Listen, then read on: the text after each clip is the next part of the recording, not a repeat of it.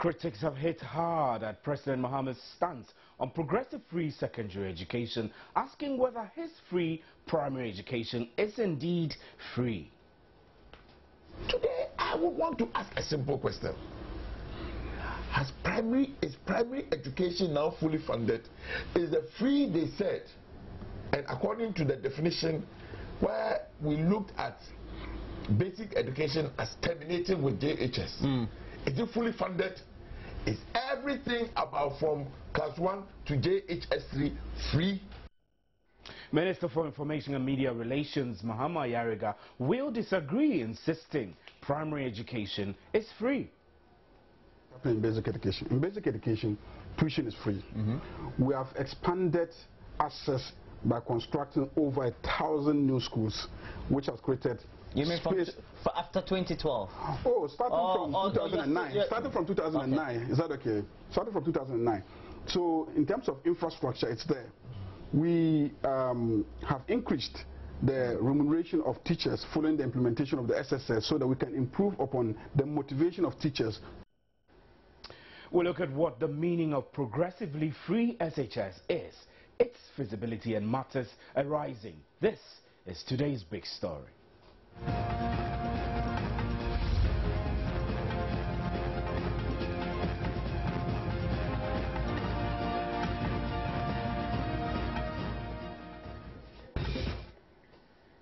And my name is Stephen Anti. Among other things, President Mahama, during a State of the Nation address, spoke on education and how the Mahama-led administration is working towards making senior high school education progressively free. The statement doesn't seem to sit well with critics who say the president has double standards on the issue.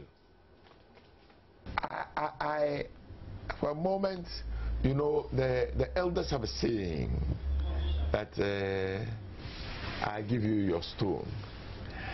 I think that the good people of this country and the party in power must go look for wherever Nana Addo Akufo-Addo is this morning. Why? And say, we give you your stone. Why? Who said that we didn't know that it was a very difficult proposition? Which one? To have free secondary school education. But it is core, it is fundamental to the development of this country. It is a position that cannot be negotiated. And so if this country is going to go away from where we are today, and indeed, let us go and look at the census figures for 2012. The census figure, and this is the commentary by Ghana Statistical Service, 2010 census, that the problem we have is that there are not too many of us that have had secondary and post-secondary education. If this country is going to break the cycle that the president was talking about, fundamental to it is education. Especially basic education. Basic education. And we have, and somebody must redefine what basic education is.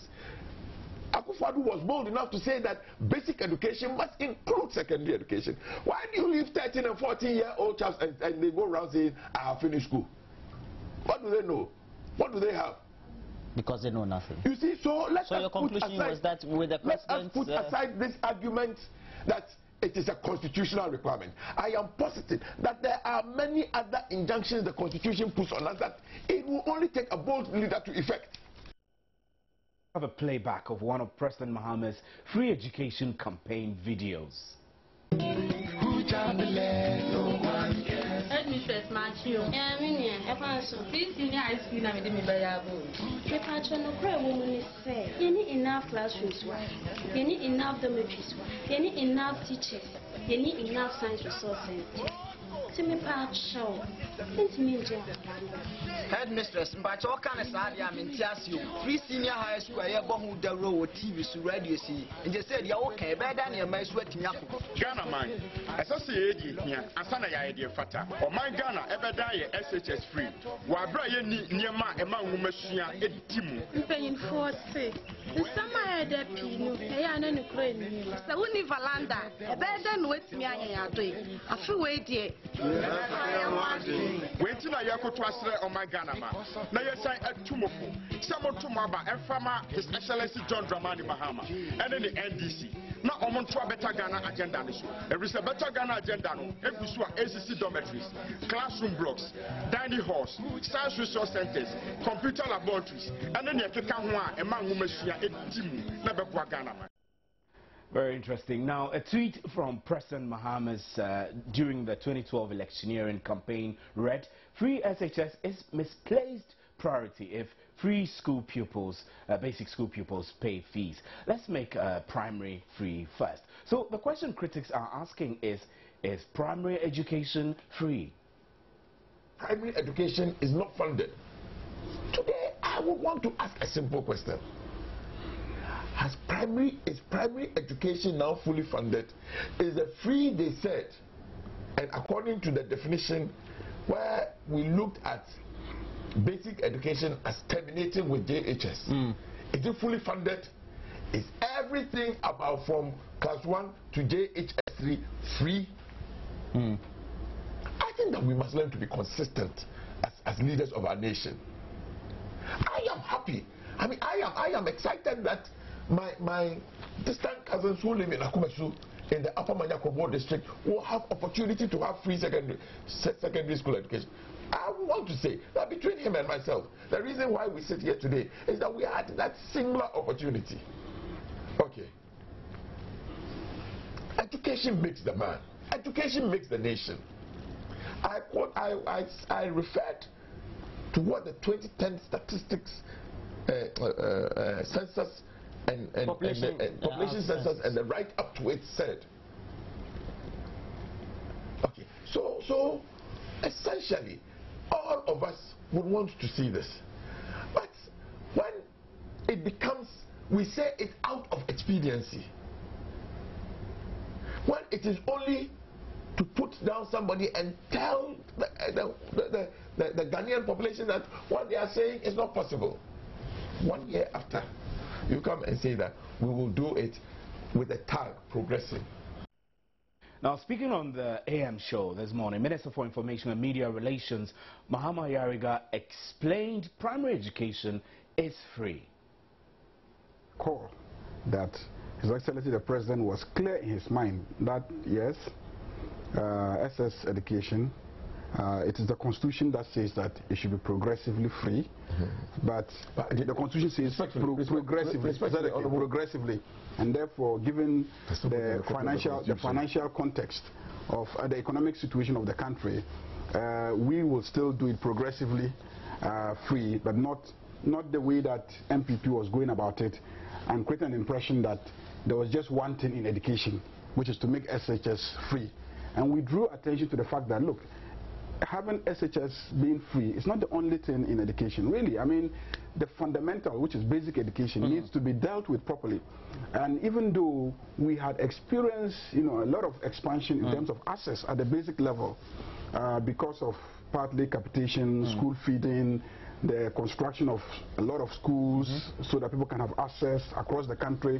Of course, we reminded people about all the schools and the trees that we had built and all that. How many?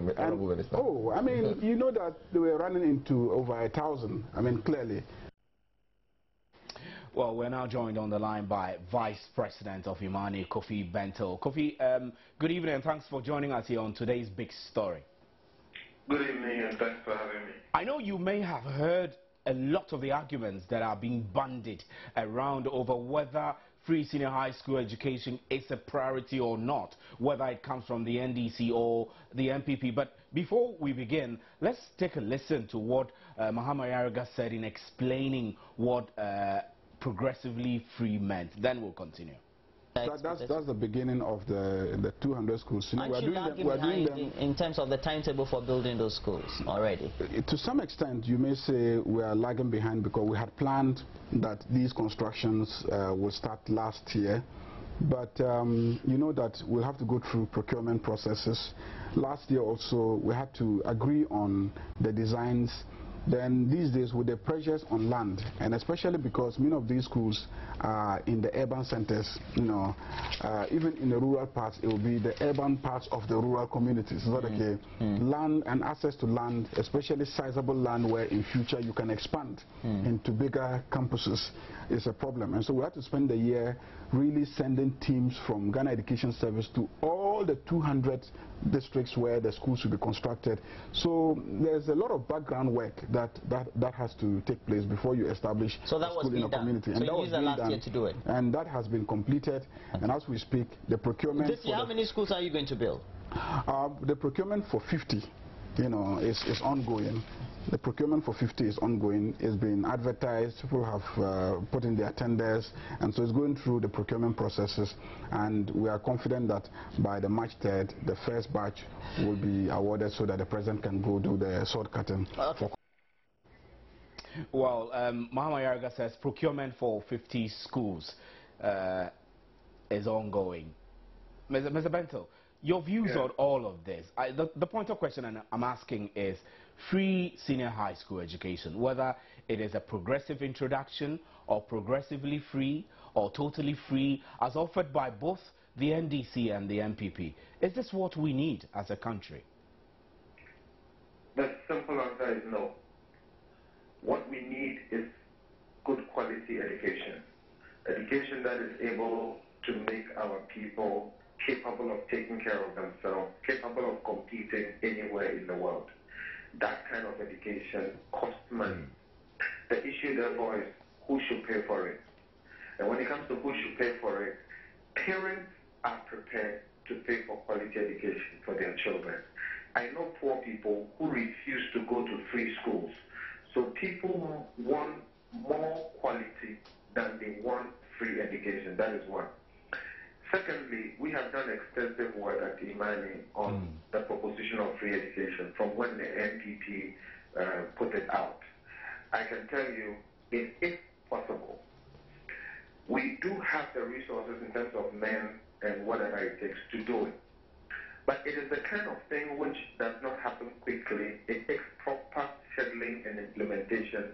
It takes some serious data gathering, information, and then you need to make sure you go through a process because we have 4 years.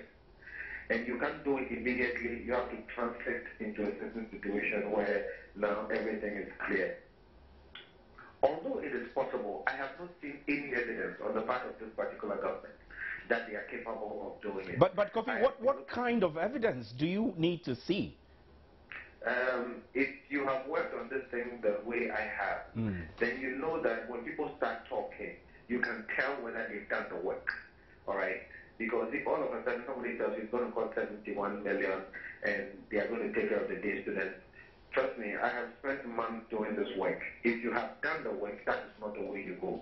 So, look, maybe they have, but the evidence on the ground, the easiest thing to do when it comes to education, even if it's not free, is building. Putting buildings down, that's the easiest thing to do. You need money, you need a few months to put a building down. This government has not been able to do the easiest.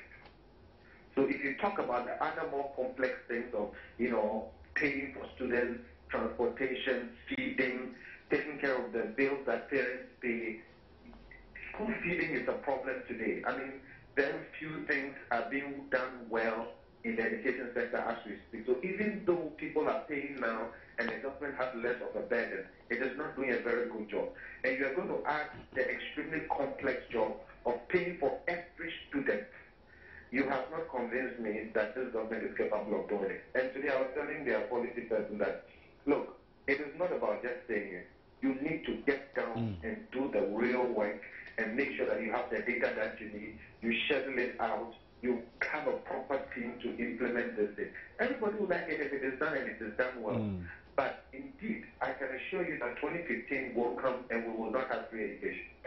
If they use force to try and achieve this, we are going to have a lot of confusion. This thing needs thinking through. Nobody is against quality education. But I can tell you, Ghanaians will rise up against free education if it leads to confusion and a collapse of our education system further than what it has has happened to it now. So, Kofi, what happens to the constitutional obligation on governments to introduce progressively free education? I mean, you were a lawyer as far back 1993 when the Constitution came into force. Governments were supposed to implement this. So, I'm suggesting that perhaps it has to start somewhere, and this government is trying to start. Right. I mean, so this matter has gone to court. The issue of progressive has been even defined in the judgment as not immediate. I am one of the people who believe that we spend enough on education. And if we get better management of our education expenditure and the education management system, we should be able to do far more. So our government's failure is not about not implementing free education. It is about not getting good quality education even now. Free education is not the priority. It is about good quality education. We should be aiming at good quality education first, and then we aim at making it free for as many people as possible. Even when it comes to free, not everybody wants free education. Indeed, it is not desirable that people who can pay should be asked not to pay. Collect the money of people who can pay and use it to support those who cannot pay. The bottom line is that it must be good quality education. And once you get to that point, Kofi, as government is saying that it's in the process of building more schools, wouldn't that go towards provision of quality education? Building more schools per se, like I said, is the easiest thing. That's one. But that has little effect on quality of education. The worst educational institutions at the basic level are public schools. They also happen to be in very good buildings. There are schools like what we call the private schools for the poor, which mix in all kinds of, shanty structures, but they are actually doing better than public schools. So the point is not about just building. It is one of the things, and I said it's the easier thing. The more difficult thing is the supervision, the quality of teaching and learning, and the kind of management we have behind our education. So I'm saying, look, it is not a negative thing to hope for, but it's not something to just hope for and not work at. They should get down and do the real work required to execute this properly. Otherwise, they'll just send us all into the kinds of problems they've been sending us into with this 5 years and 4 years thing, when they do policies that they have not thought through well. Right. Kofi Bentel, we're grateful for your time, but we'll still have you hold, and then we get on to the other line and speak to Theodore Jeble, who is the Public Relations Officer from CDD. Good evening, sir, and thanks for joining us on today's big story. Well, thank you for having me. Now, let's put this in context.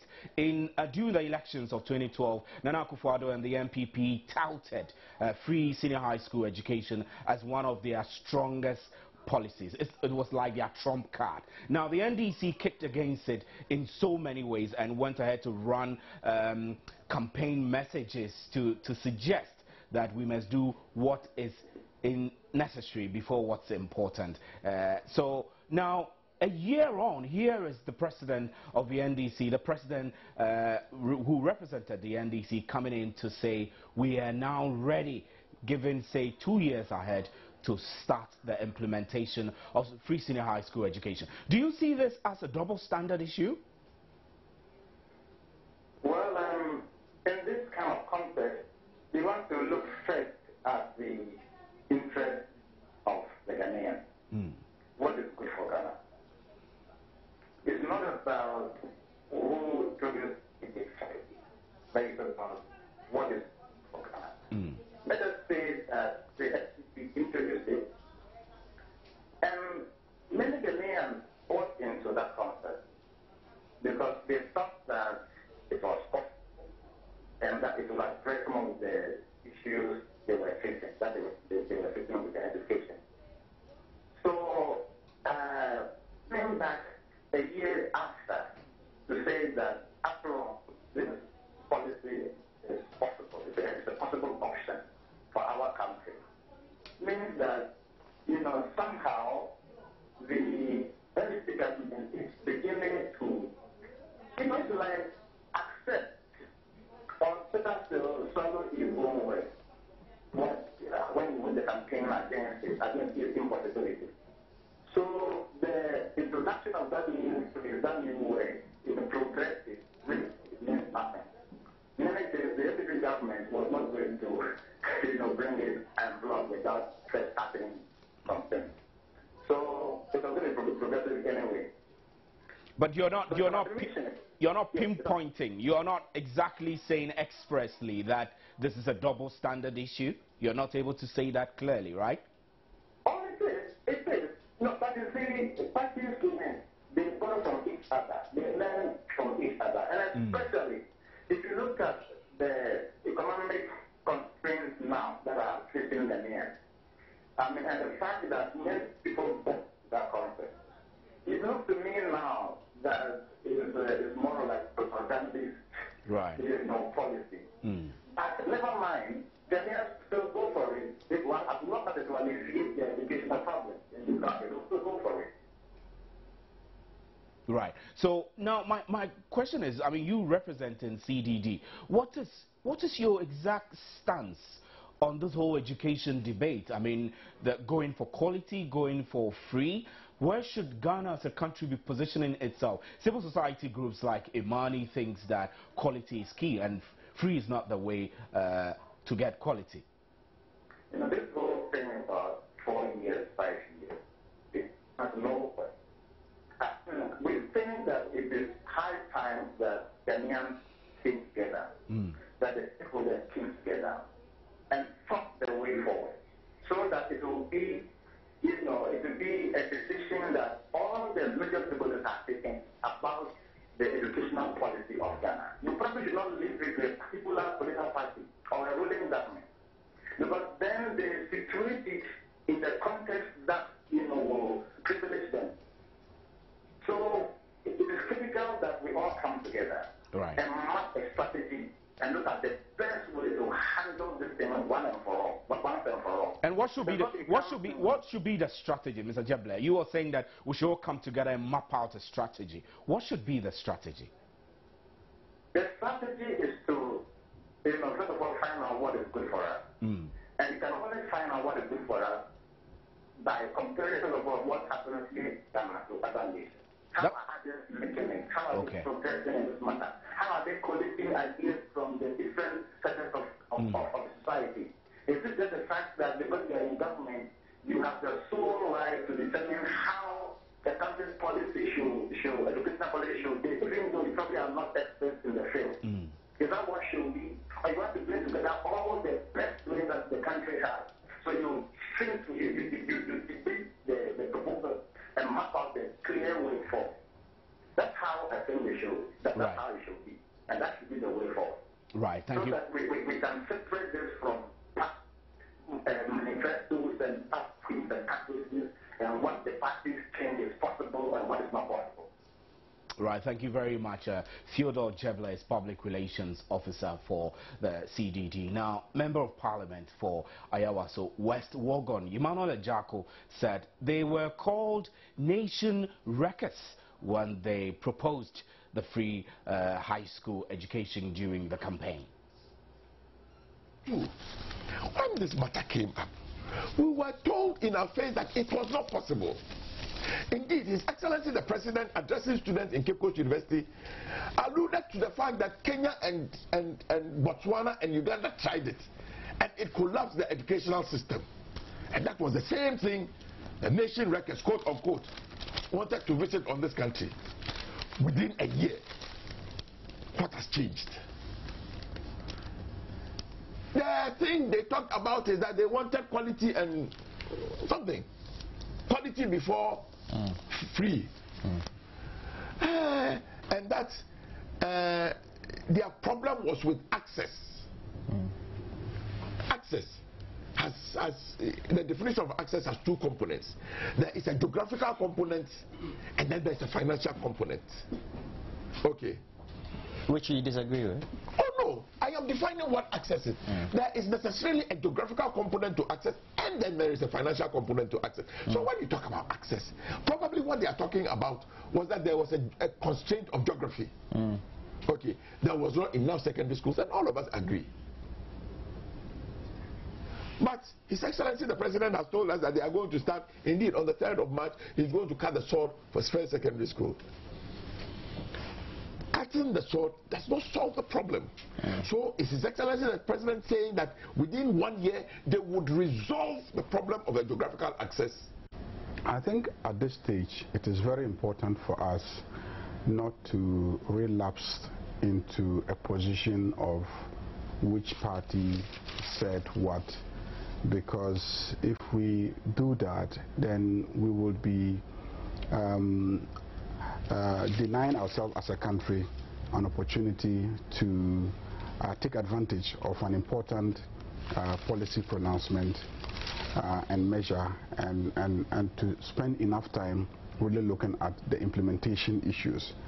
I definitely recall that this was a major point of debate in the last elections, and I think that if you go back to the video clips of the IEA debates that took place, there's nothing in the statement of the president suggesting that free HSS is something that is bad. I think the first thing that he said was that free HSS is not a promise of Nana Akufo-Addo. It's not his promise. The second thing we said that the free HSS is actually a constitutional imperative. It is in our constitution. It is not Nana Akufo-Addo who is saying that there should be free HSS. It is in our constitution that there should be free HSS. But the constitution said that it has to be progressively free. And so the indication that we're going to do it at once was what we said would not sit in well with our prevailing economic circumstances.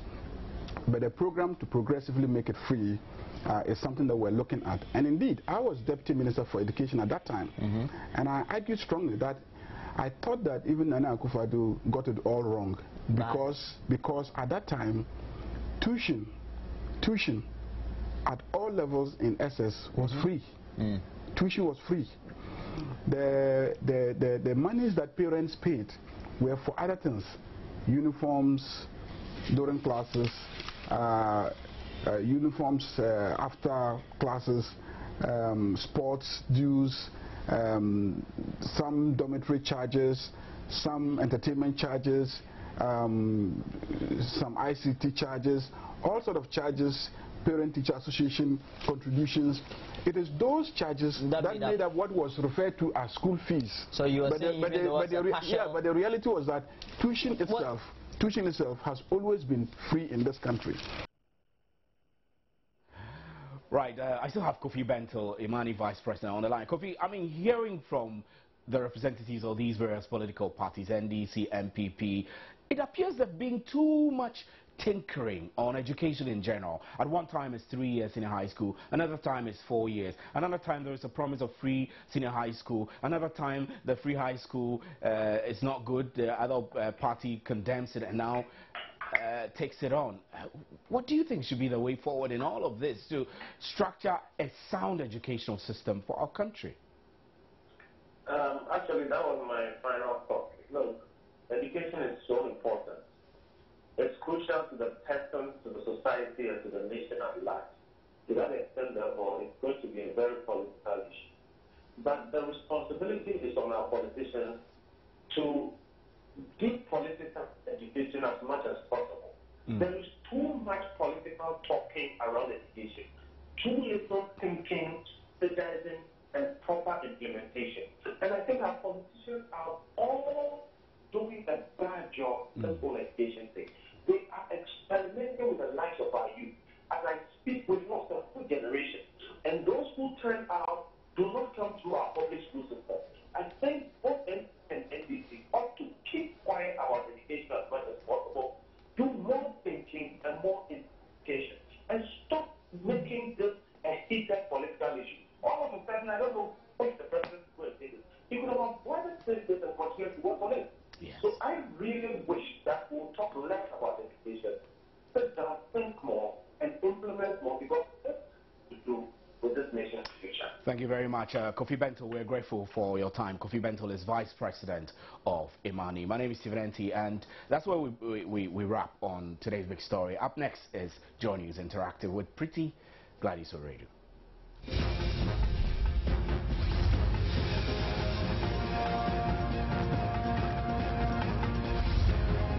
Well, welcome back. It's now time for GN Interactive, and Gladys is here. Gladys. today I don't want to speak much. Tell me what's trending. We're still on the girls, the ladies who unfortunately are involved in the shoplifting you incident. got to speak to their parents? I wish, not yet. But the human rights advocates have taken on the issue, and they are not happy about the treatment meted out to the girls. So we're talking about them and to some human rights advocates there. Okay, so take it over. Right, thank you. So thanks for your time right here on JN Interactive. Don't miss out on this episode.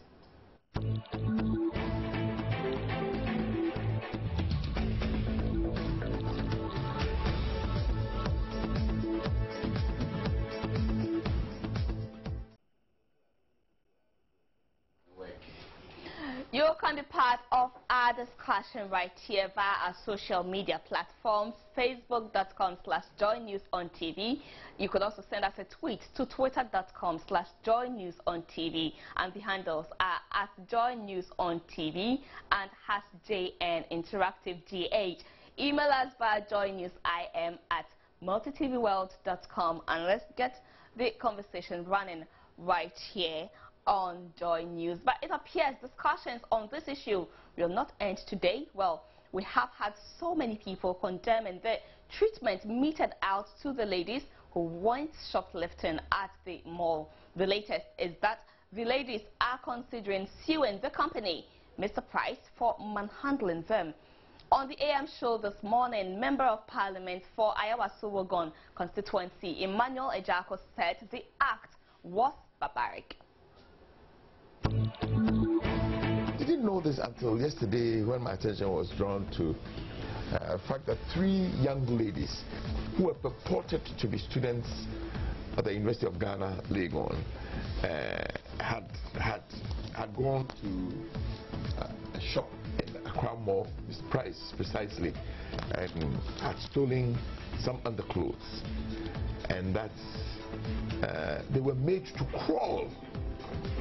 Yes, yesterday the video went viral. And guys, what are we talking about? Let us assume without admitting that they stole. Well, they had the panties in their bags. Very well. Let us admit that they stole. You see, the criminal code of this country does not permit this kind of barbaric behavior. Gotcha. You know, and Mr. Price, if it is a practice where you came from in apartheid South Africa a couple of years ago, this is the Republic of Ghana, and I think it is distasteful. Indeed, when it happened, I called the SRC president of Lagos, Adam, and he confirmed to me that they have not been able to establish the bona fides of the girls. So, to all intents and purposes, they were not even Legon students. Number one, you put out there that some Legon students have Legon girls. No, I mean, first and foremost, I think they owe an apology, huge apology to that university and the students of that university. Well, because eventually they turn out not to be students of the University of Ghana. Even if they were. But they are not. You put all the ladies in that university reputation at stake. You put the reputation of every young girl in this country at stake. Well, that social media went viral. So who do you blame? I say that yes, social media. Because there's something like social media, then it is incumbent on the administration of that store not to do this. This is completely inhuman, and I'm waiting to hear from what the Honorable Minister for Gender and Social Protection has to say about this. I mean, what does anybody think? What does the administration of Mr. Rice think? Well, if they are able to treat people in their home country this way, maybe not Ghana. I mean, I think it is distasteful. I think it is. I don't know the choice words to use. But this is 21st century. Okay, now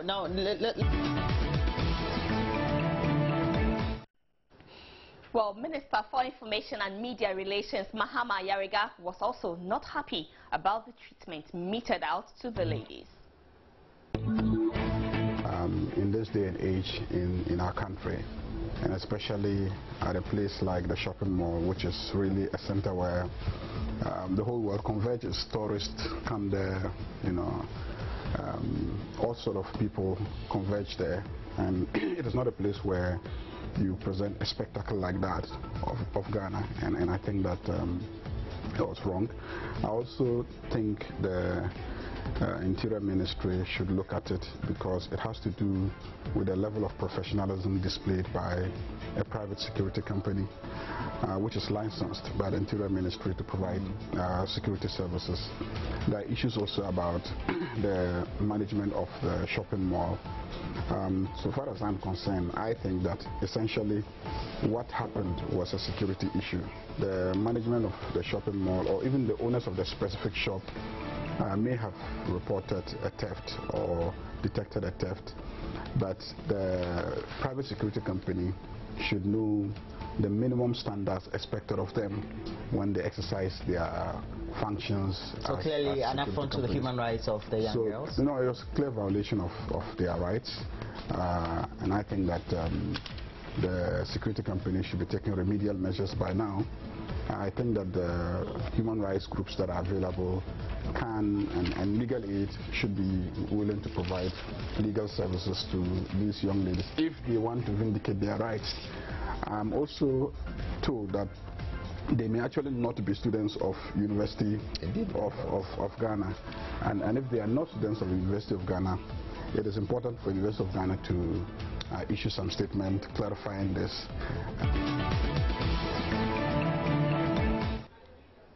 So we have had several opinions on this matter. Yesterday, human rights activists released a statement condemning the act.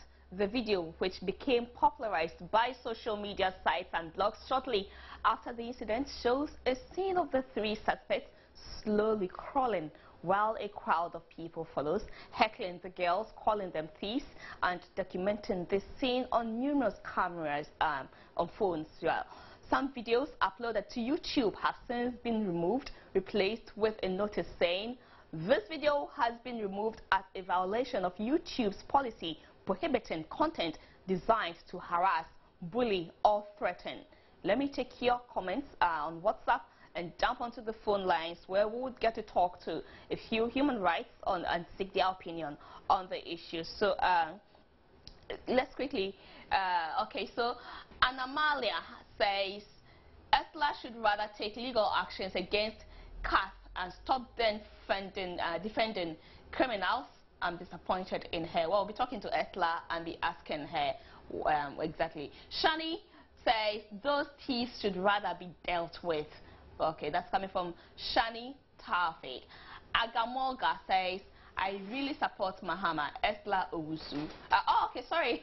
I really support Mama Esla Owusu. Well, so Agamola supports Mama Esla Owusu. Fogsy Mark says, Francis, I'm rather disappointed in what Mr. Price did. Was inhuman. Okay, you're rather disappointed. Azuta Joseph says, I think in Ghana, it is only women whose rights are violated. Well, Kabina Nelson says, what a Ghana do we have now, doing wrong and getting people to defend you? Cheer. That's coming from Kabina Nelson. I am Franklin says, they should rather go and defend the woman whose baby was stolen at Konfanoche Hospital. Critical jokers. That's from I am Franklin. You think they should rather go defend the Konfanoche issue. Jumai Ram says, yes, it will encourage wrongdoings like stealing in our communities, because if you will be supported by law or ministers, then you can freely steal too. Okay, so Julius says, I'm wondering how their boyfriends are feeling now. Julius. All right, Frimpong Holy John says, when you are caught at KGTI, then you are called a thief. But when it happens at a mall, then you are a shoplifter. Ghana for you. Right, we are blessed to have Esla on the line, Mrs. Esla Owusu Ekofo, who is a lawyer and she is actually a legal practitioner and a member of parliament for, hello Esla, thank you for joining us. Hello. It's a pleasure to have you join us. It is my pleasure. Let me take you from, you have said that you would want to lead the legal battle for the 3 ladies who are accused of shoplifting at the Mr. Price shop at Accra Mall. Yes, I've made that offer. Reason being that while not excusing their act of shoplifting, I think it is wrong, it is reprehensible, they shouldn't have done that, and they ought to be punished in accordance with the law. But having said that, it doesn't excuse the shop treating them in that inhumane manner. And that is where I have my beef with Mr. Price. They are a legal corporate person operating in this, our economy. They ought to know the proper laws to apply when people do things which they have issue with. This isn't the first time they have experienced a case of shoplifting in any of their branches around the world. And I doubt if this is the way they would deal with it anywhere in the world. So I ask myself, why would they subject 3 Ghanaian women to this kind of barbaric treatment? It may be a reflection of how much they disregard the values that we believe in and our law. It may also be a reflection of how much they look down upon us, or how they, and I know that they weren't South Africans who did that, but their employees also, it may be a reflection of how they also feel about each other and the customers who come and shop in their shop. It may also be a reflection on our own moral fiber, because the onlookers also watch and enjoy the spectacle, and nobody raised any issue or took any issue with what they were doing. They all enjoyed it, and they thought it was okay. And I'm sure many of them are now beginning to think that, maybe we shouldn't have done what we did, precisely because there's a public outcry against it. What the girls did was wrong.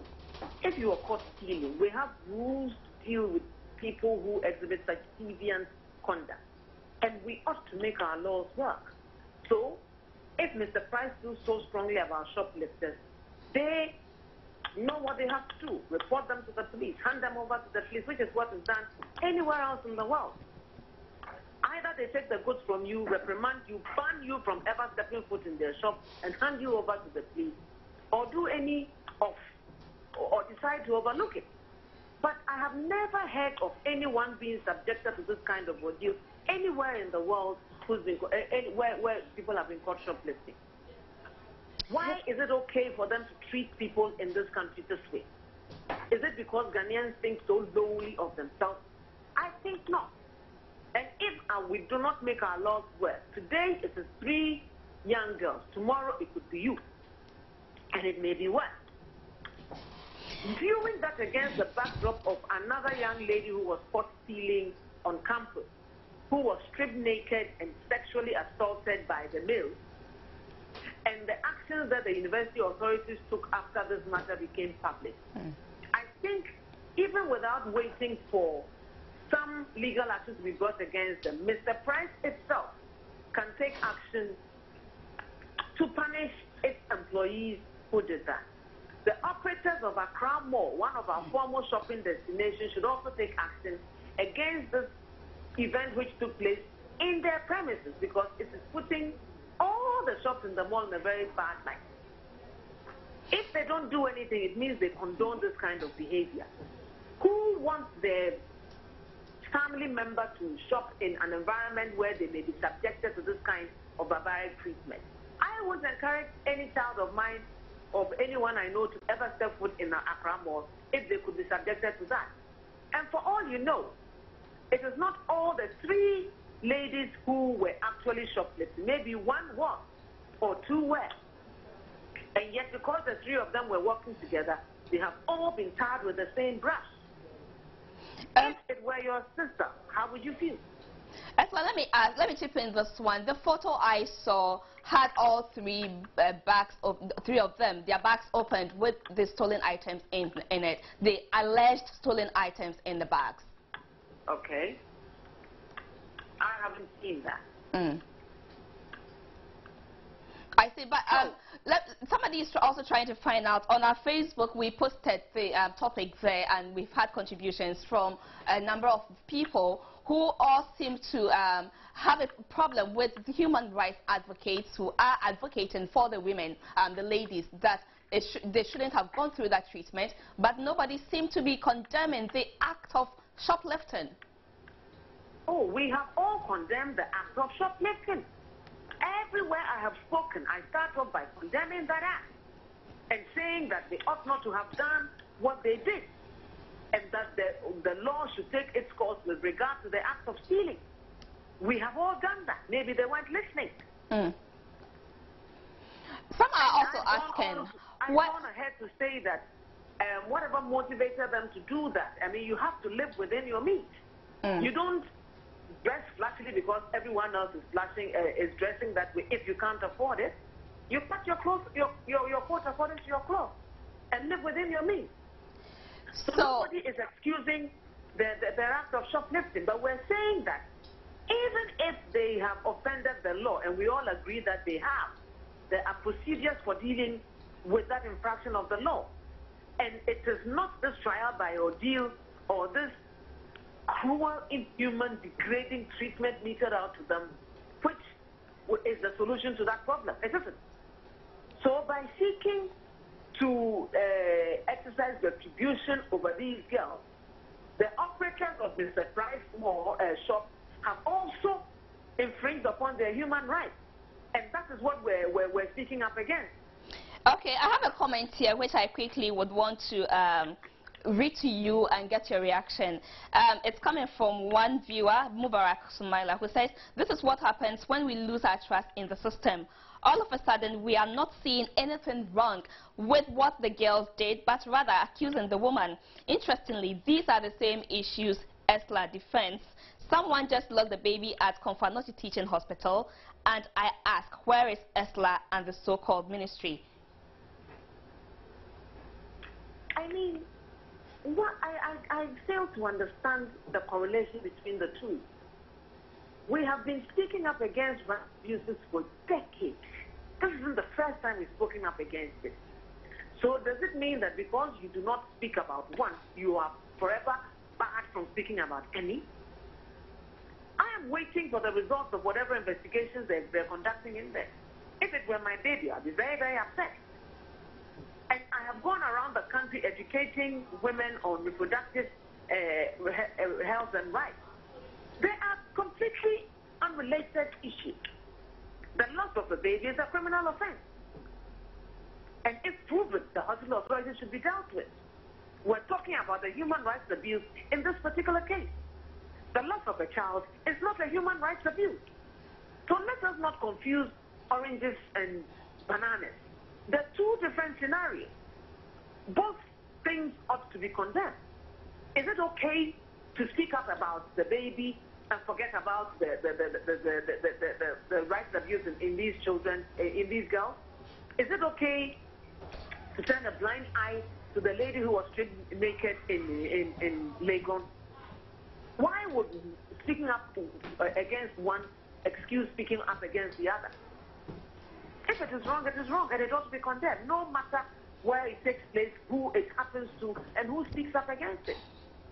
If we don't find it offensive because it happens to another person, we find it offensive if it happens closer to home.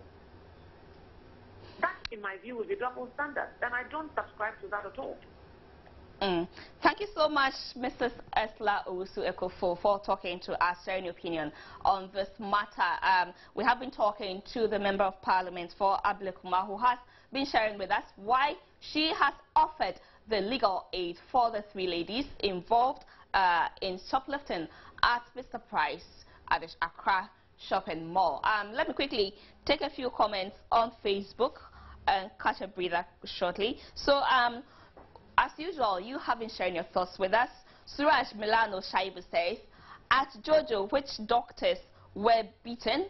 It is a lie. No one was beaten. Besides, okay, so I think Jojo actually refers to Konfanoti Teaching Hospital. How long did it take before we went there?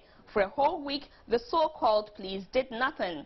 I guess you just have something against Zongo people. Well, get your facts right before you open your mouth. That also applies to you, Shaibu. I don't think anybody dislikes Zongo people. Brantford Kofi says you can do you can do this in JJ's regime. Well, so you actually mean you can't do this in JJ's regime.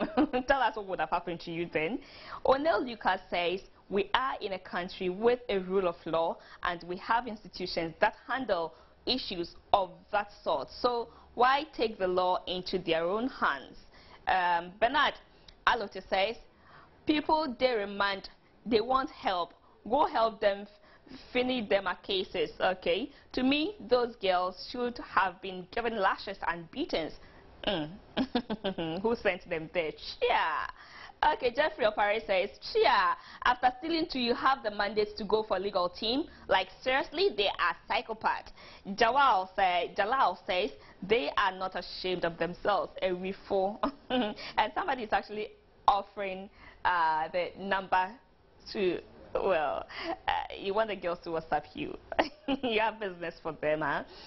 Richie Apia says, I simply blame Mahama and his government. The economy is too bad. Ghana is sinking. Wake up, JDM. Wake up. Okay. Belly says it's wrong to steal. Therefore, anybody who steals should always be condemned.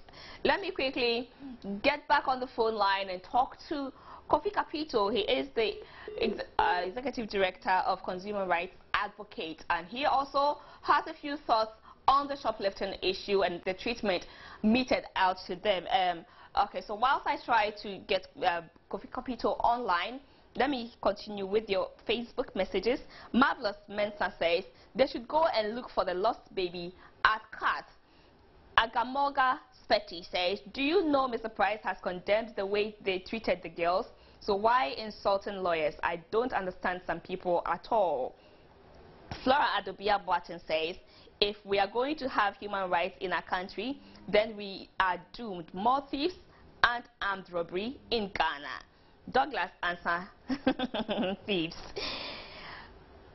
Okay, so quickly, I have Kofi Kapito joining us on telephone. Hello, Kofi Kapito. Thank you for joining us.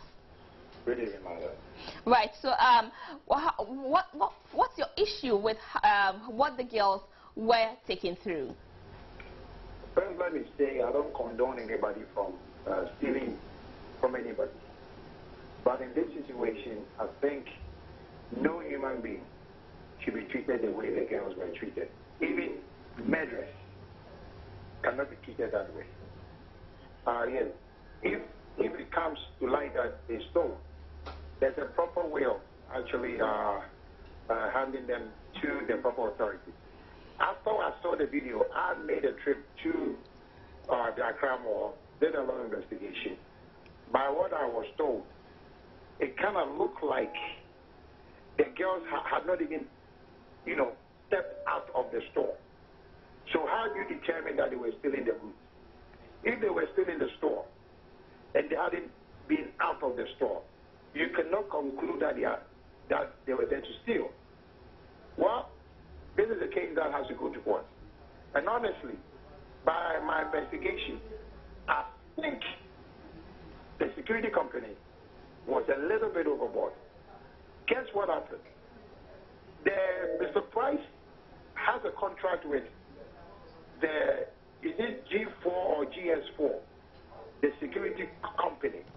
So in any situation, they have a panic button that they push for the security people to come to their rescue. Okay. When the security people came, it was now the time for them to hand the girls over to Ghana police. They have the right to detain somebody. They cannot arrest anybody. It's only Ghana police and the Ghana security agencies that can arrest somebody. Even I can do or detain an individual if I feel they are committing a crime. Okay? But what happened was, after some negotiations in the store, they decided that they've collected the goods from the girls. So the girls were to be allowed to go.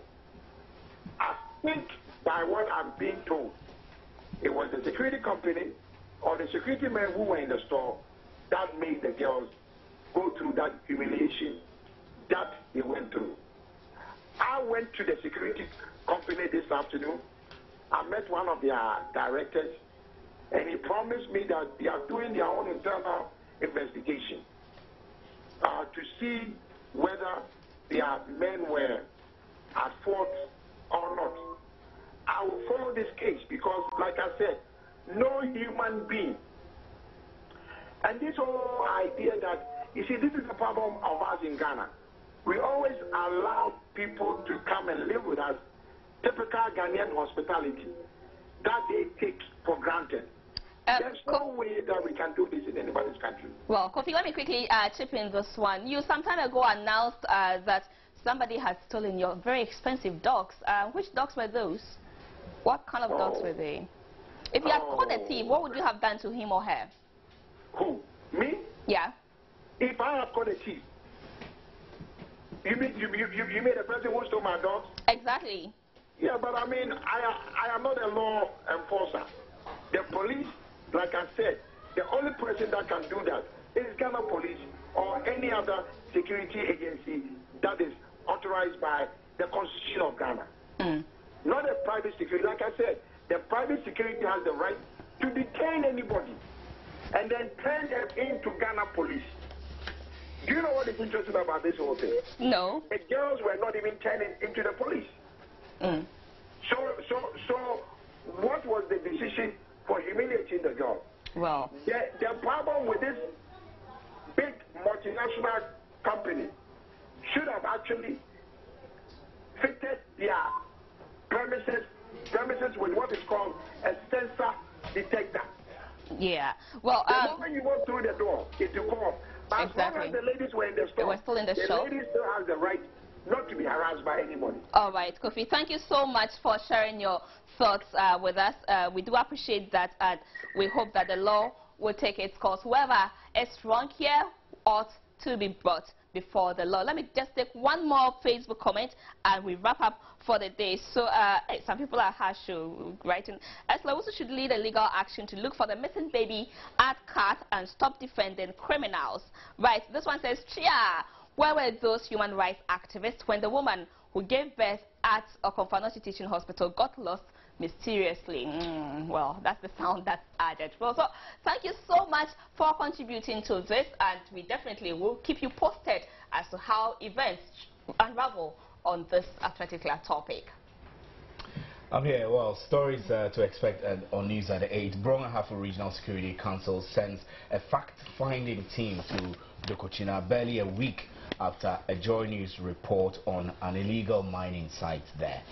We'll also take you to Parliament and tell you about the health minister who asks for more time as she appears before the House to update members on the status of construction and rehabilitation of some hospitals. Well, and the Ghana Water Company Limited says work's currently underway to end the acute shortage situation in Accra. And that's it for today's big story and Joy News Interactive.